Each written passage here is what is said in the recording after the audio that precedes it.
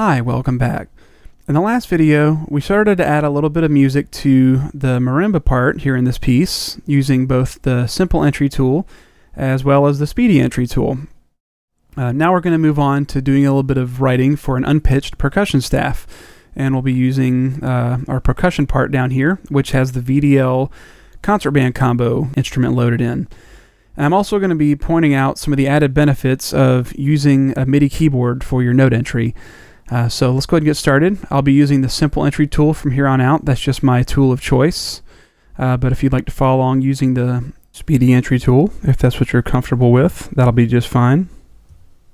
Alright, so what I'm going to do is write a little tempo block part that sort of mirrors the marimba line that I wrote in the last video. As you can see, as I scroll down, there's a whole slew of sounds on this concert band combo that can be accessed using the arrow key.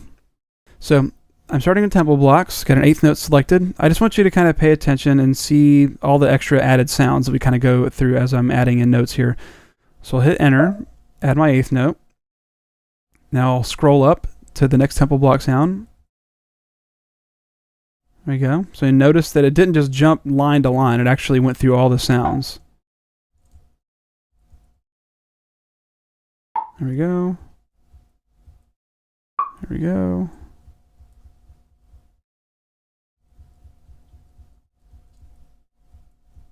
There we go.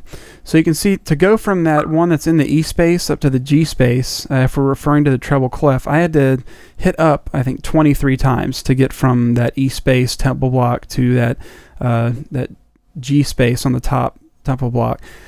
So it's pretty time consuming if that's how you're wanting to enter things. So here's the same idea, completing the phrase using my MIDI keyboard. And I'll go ahead and write the next measure using that entirely.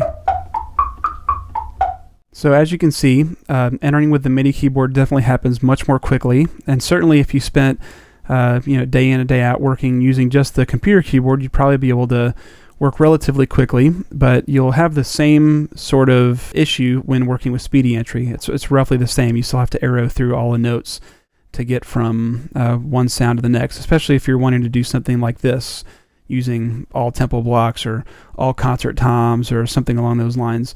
And it especially becomes cumbersome if you're dealing with, say, like the snare line instrument, where there's a whole slew of sounds mapped all to, a single space where all the notes are written.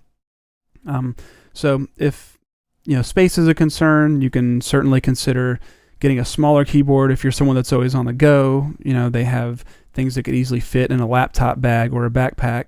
And if budget's a concern, they have some that, are certainly $50 and under, just to consider. So that's it for this video. In the next video, we'll be working with the drum set, and we'll introduce the idea of right hand and left hand samples. So we'll see you next time.